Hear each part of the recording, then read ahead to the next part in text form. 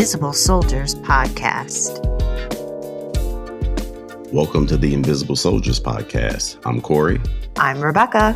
And this is our inaugural podcast to kick off this whole thing. Welcome. Welcome in, everyone. Woo!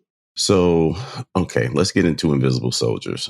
Rebecca and I have been meeting for about the past year, talking about creating a platform where we could have conversations about people in the industry, Black people in the industry who don't get the shine that maybe they deserve, but also just kind of gaining insight into the perspective that they have.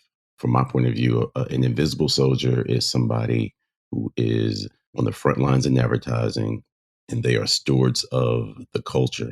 They protect the culture. They protect the image of Black people everywhere.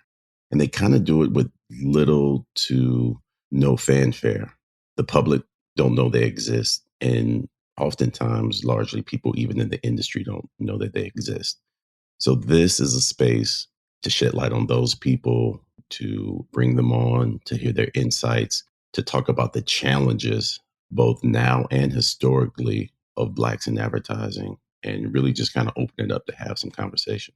I love that. And you are absolutely right. What they don't know is the amount of hours, to your point, over the last year, maybe even year and a half of us really trying to get into this topic and conversation and create a space for us to be here.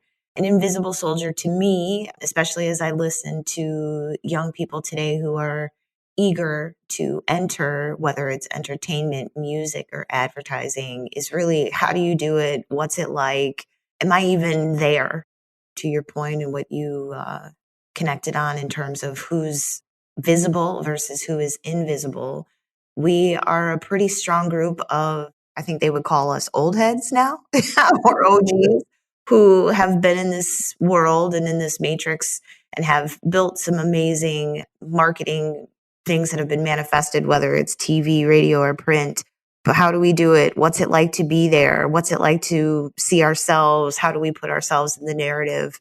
And to be honest, how do you navigate just the day-to-day functions of it? And so I'm really excited to be able to shed some light and to show the journeys of so many, to be honest, so many that have either been in rooms or I've walked by offices and been very surprised to see a face that reflected my own image. And so I'm excited for us to be able to bring that to everyone in the industry. I think that there will be a real thirst for knowledge and understanding on how to do things. And specifically today, I think we'll talk a little bit about what it's like to be a creative director, what it's like to get a job, all of those things I'd love to be able to bring to an audience that craves this.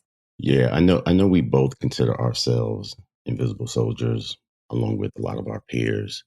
But I'd like to ask you, are there any invisible soldiers who along the way in your life kind of inspired you, made you want to follow in those footsteps? 100%. So I would love to give flowers to Frida Roberson. She, right? Clap, clap, clap, clap. She is a woman that actually both Corey and I know from our days at Campbell Ewald, an agency in Detroit. We were the agency of record for Chevy, a very small group of specifically Black marketers, whether you were creative or you were a strategist, were at this agency at one time. And we had an executive by the name of Frida who had already put in 20 plus years, something that was really rare for us. Because what was that? It had to be around... It was early 2000. Yeah, I think it was like 2000. And it was like at the point, a lot of things were happening in culture around hip hop, music, sneaker culture, car culture.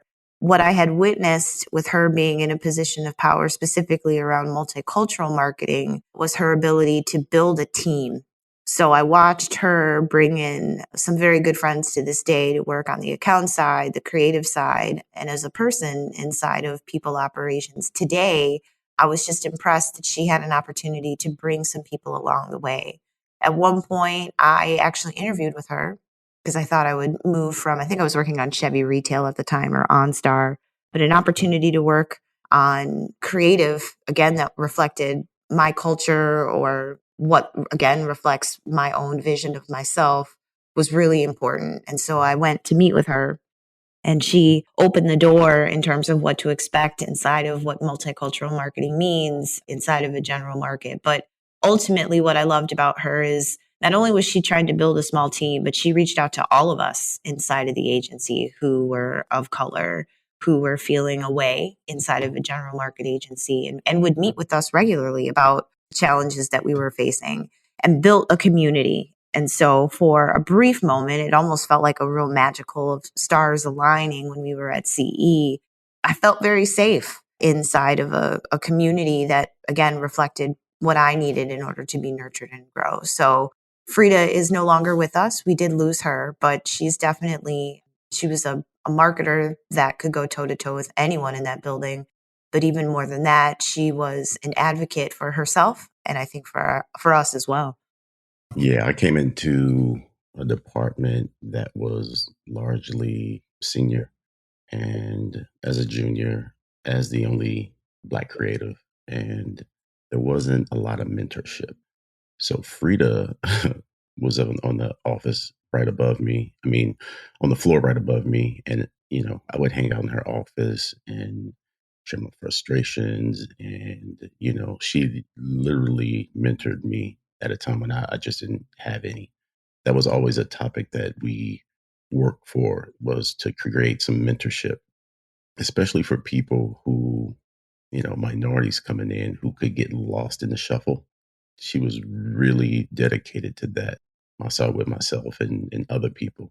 Not to mention all of the very hard conversations had in boardrooms about just our image, messaging that didn't align or might be offensive to one segment of people, but not to a broader segment of people. Those are those qualities that make somebody an invisible soldier, for me. So she was one. Also, I was very lucky to grow up in a household with my dad, who had a 45-year career in advertising. That's crazy in general. Yeah, yeah. So I got to see the ins and outs of what it was like for him from like the 70s all the way up, and the challenges, and hear about it, the uncensored version, but also get a chance to meet Black copywriters and Black art directors as a little kid. His perspective for sure made me want to follow in these footsteps, but also, have a really strong desire to protect our image, to elevate it, to create messaging that not only we can relate to, but that is also aspirational and paints us in the best light. Love it. I love it. Cheers to our invisible soldiers, and cheers to us. And there are so many out there, and we plan to share a lot of the ones that we know and hopefully be introduced to new ones. 100%. 100%. Let's get into your story, Rebecca, since you and I are going to be hosting. And this first episode is really just an intro to us, an intro to what we're trying to accomplish here. But let's get into your story. How did you get into advertising? How did you stay in? How did you survive to stay in it? And what's going on with you right now? Yeah, absolutely. So to be honest with you, this was a very intentional career. Like a lot of people say, like I did not plan on it or I wasn't looking for it. But I think that's probably also a thing that we are simpatico, is that it was very intentional. Like I knew that I wanted to do this. It came out of undergrad. I actually went to an HBCU. I went to Hampton University, the real HU, if anybody was considering what that meant. But I actually was in a marketing class, and I kind of fell in love with just the marketing aspect, or at least the idea of what marketing was, based on a 101 class. And then somebody had passed me a job description for an account executive. So I personally have passion around business, but also creative personally, whether it's painting or music or design or fashion. And so at that point in my college career, around junior year, I saw that job description for an account executive, and it really captured the ability to have kind of a business acumen towards a creative product. And so after I finished at Hampton, I went back to Detroit, Michigan. It was the late 90s, not to date myself, but that was a time when there was so many ad dollars moving in the automotive space. And so there were dozens and dozens of ad agencies, major shops in Detroit in the late 90s, all through the 80s. Obviously, if you watch Mad Men, some of the agencies that we've been to make an appearance there. So going home to Detroit made a lot of sense. I tried to work at an agency called Don Coleman and Associates. It was like, at least my understanding of how it looked was like Boomerang, because it was also a movie that I saw as a young person that influenced me. And I did not get in. It was really cutthroat there, and I did not have the chops. And so I actually went to McCann Erickson Detroit. I faxed my resume in, and I started my life as a traffic coordinator working on Buick and Delphi at the time. I fell in love with the routing process. That was really an amazing experience to be able to move creative product to get approval through all of the humans that touched an ad. So like having a front row seat to all the creative directors, the writers, the print producers, like having firsthand relationships to move something through an agency and know how it works operationally was just such an amazing place to be. At least that's what I, as a young person, I thought, kind of coming into that world. From there, I thought I wanted to be a print producer just because of what we were doing every day. I'm sure people don't know what that means anymore, just because this was pre-internet, if you can imagine. So getting a placement in the New York Times tomorrow morning for a major automotive brand was a big deal. Like you might have to drive some film to the airport back in the day. So it was a very exciting time. So I thought I would do that, but I ended up going into account management, worked on everything from Chevy to McDonald's. I started meeting with younger people, not to say that I was older, but I started to notice there was definitely the door was open to connect with the younger people on my team. And so just kind of organically working through how do you deal with difficult personalities. So doing a bit of mentorship, I guess I would say. And then before I knew it, HR had kind of caught wind of that and those relationships. And they started asking me to do presentations for interns and talk to them about what it was like to work in the business. And then that kind of parlayed into, hey, do you want to do some college recruiting? So I came out of the business at Campbell Ewald, this was, and went into HR as a recruiter. And then in the early 2000s, like 2003, 2004, this word diversity started to float around because the Human Rights Commission had been sued for their unfair hiring practices on Madison Avenue in the late 90s. And so they were working through how can they have more, we use the word equity now, but back then it was how can we increase our diversity? And so it just became this huge conversation. And this was in 2003.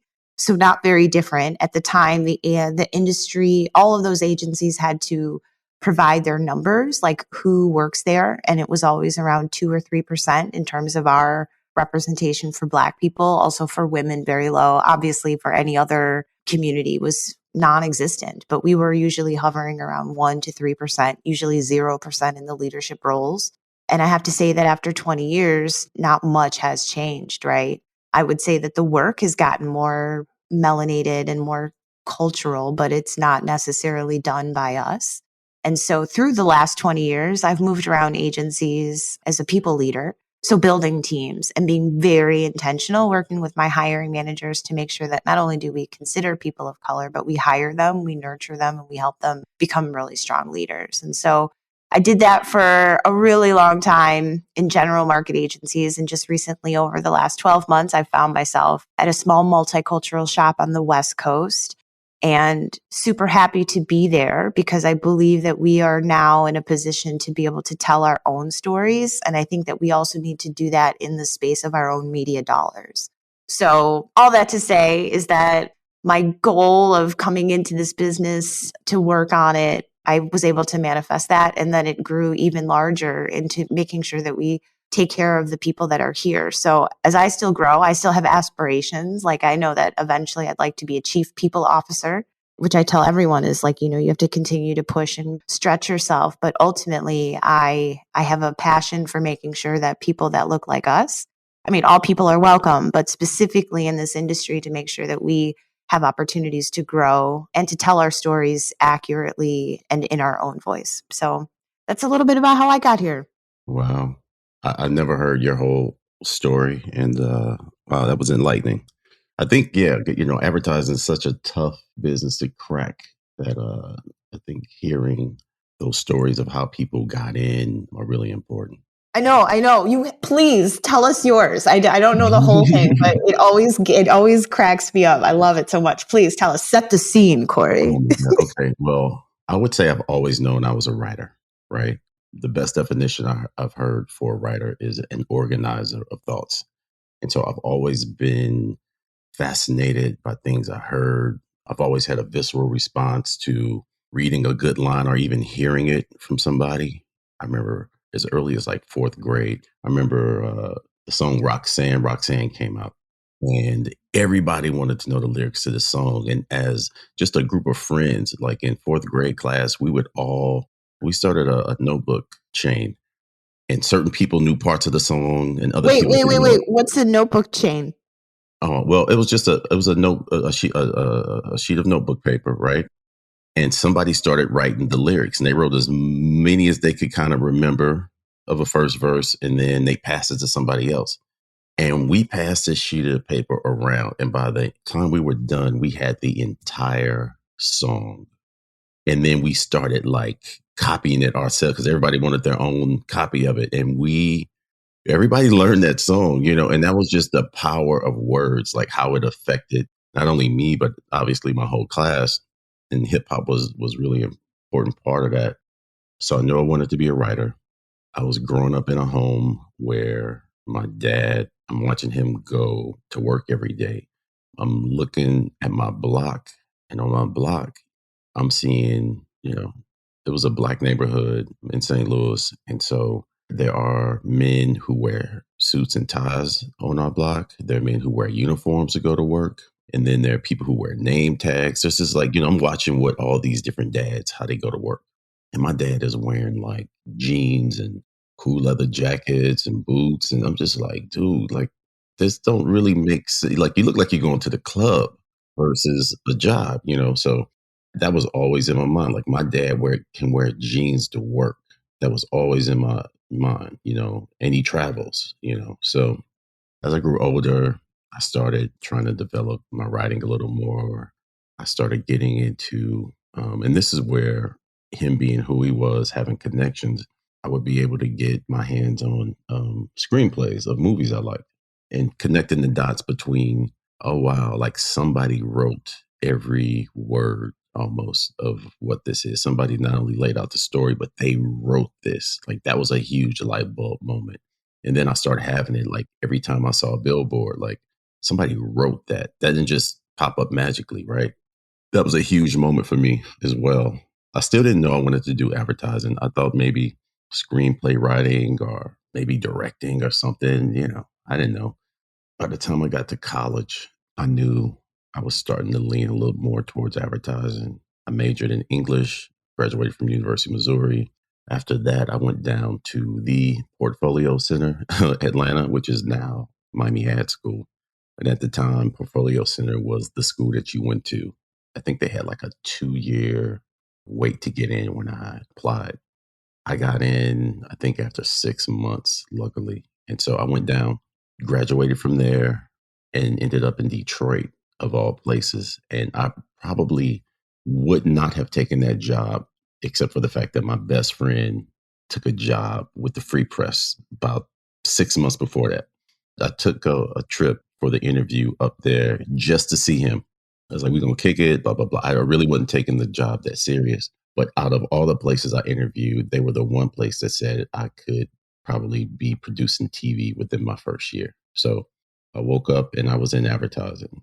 And it was like, oh, wow, this is real.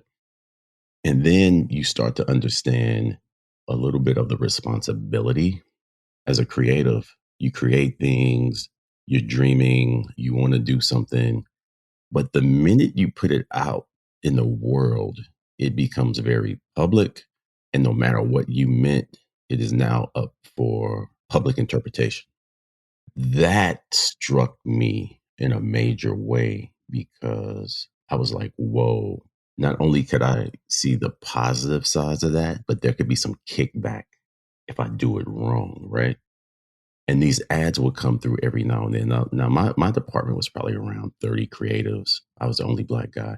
But there would come around assignments for a Black History Month ad or a Kwanzaa ad. And I'm like, who okay, like, because it wasn't like, oh, you're the black guy, you're gonna do this ad. But it was kind of like I started going like, wait a minute, y'all gonna let somebody other than me do this ad?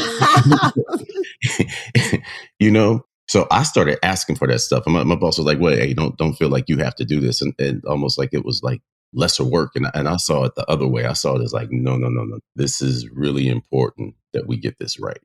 That started a little bit of a passion. If there were opportunities to create things for us, it meant even a little more because I knew the history of us being underserved and not always seeing the right messages and the right images. So that became a passion point with me.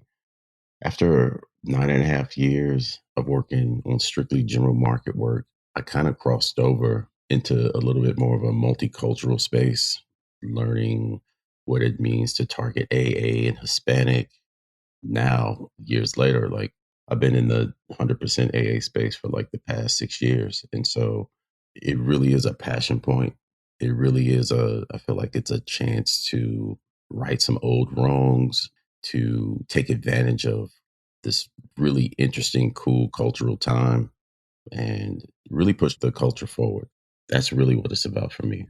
Amazing. Amazing. What do you talked a little bit about it, about the ability to right the wrongs. So like over the last 20 years, or even like just in the last like 6 years, have you seen a shift in your ability to push the narrative the right way? Like, are you seeing it, the pendulum moving now that you're focused? No, absolutely. Black work has gotten so much edgier. The ability to be unapologetically black at this time versus when I first got in the game is just much different. The public consumption of, I would say, African American culture and the acceptance and, hey, millennials get a lot of critique, but I would say the one thing that I think their generation has brought forward is just this undeniable desire to change what's wrong, you know? Now, there are some negative things that, cancel culture and all of this stuff has popped up. But this undeniable desire to right the wrongs, I think has even lit a fire in some of us Gen Xers who have kind of accepted the wrongs for a lot of years. Like this is just how it is. We just gonna like work harder to navigate around it. Cause those were the lessons we got, right? We were raised by civil rights parents. And their lessons were it was about you just gotta be better. It wasn't about changing the world around you. It was like, you got to be better. You got to be twice as good, right? And that's a very different thing versus, no, I don't have to be twice as good. Let's change the wrong stuff in the world. Like I said, kudos to that generation. I know in 2020, when everybody was out marching and stuff, I was blown away. I was out in the streets too with the picket signs and screaming and yelling, but I was blown away by the number of non-black people fighting for black rights. Right. Yeah, Right. That's a interesting. I look forward to. I hope we get to loop those conversations in about what that feels like, because that is a different experience for me. Like when like we talk about like this word allyship, because of being raised by a baby boomer, it is always just be better and navigate around it. absolutely. So I assume I'm always running into it. And it was a complete flip of the switch in my mind to even consider non-Black people fighting for our rights. Like we saw it a little bit in the 60s, Hmm. right? But like this was different. I was in tech during all of that. So I was I was at LinkedIn. 10,000 people work there in the United States. Majority white, still only 3% Black, which is such a small number. The Harvard Business Review says that a community only has a voice when they are at least at 30%. So it is difficult to have a voice or to even have a narrative when you're only 3%.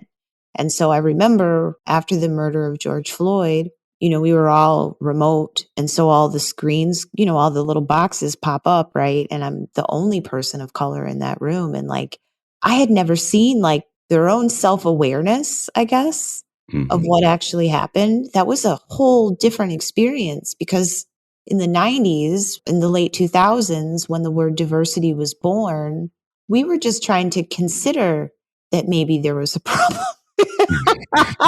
Right?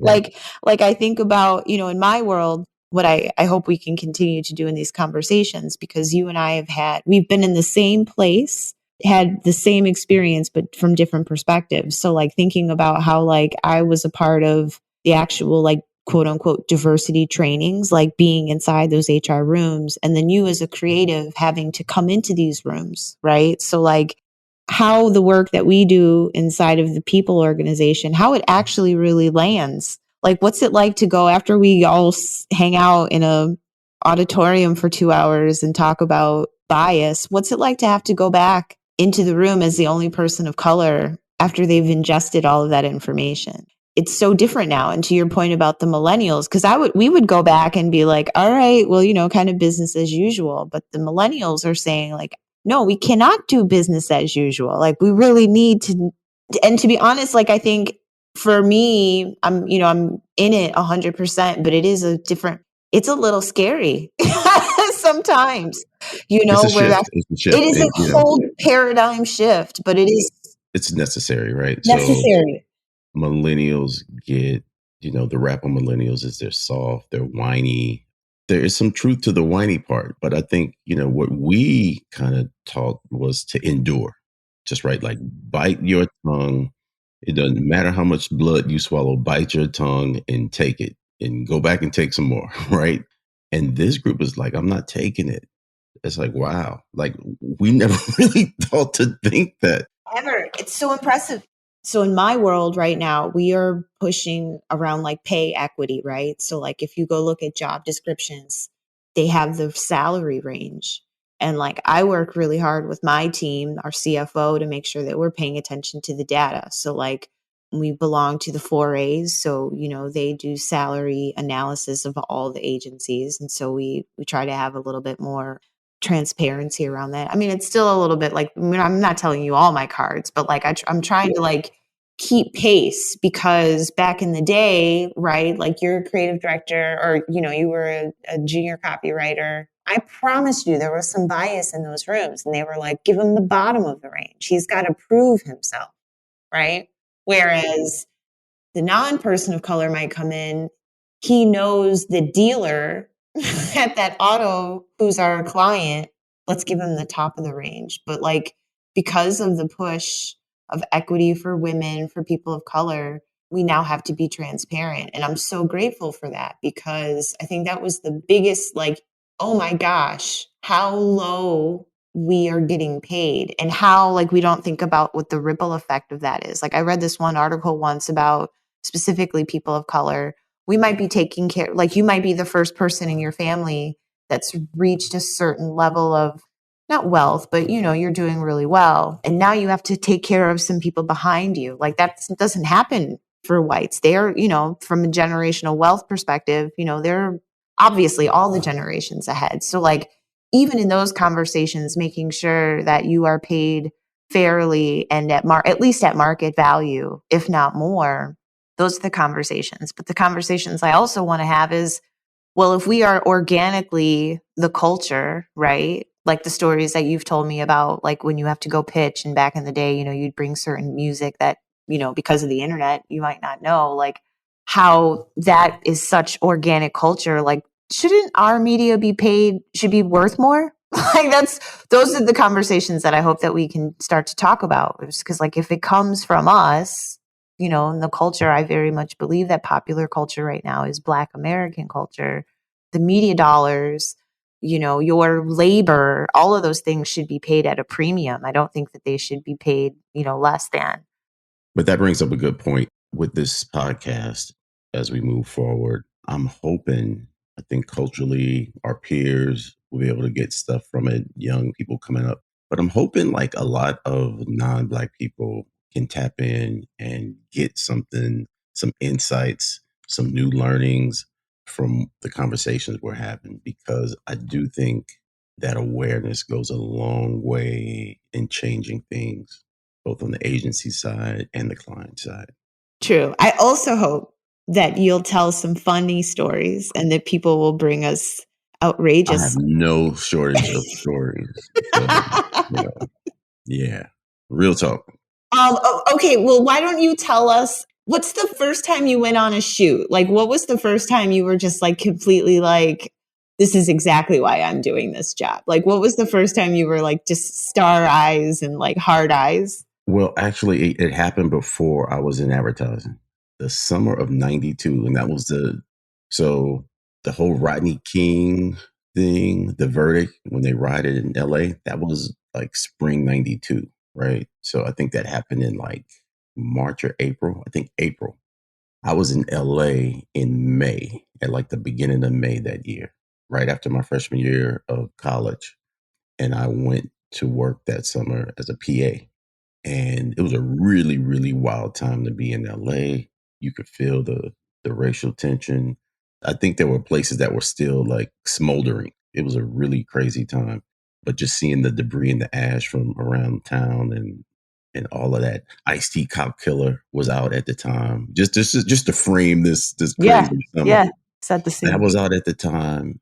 I think I read a couple of books that had like really had a huge impact on me as far as like just my outlook in life. I read The Invisible Man, and I know I read the autobiography of Malcolm X. So this is all happening in my head and around me at the time I go out there. Besides all of that tension that was in the air, it was a really great trip for me. I got to be around a great, diverse group of people. I got to meet a lot of people in the industry, and everybody was super sweet to me. But as a PA, so a PA works for the production company.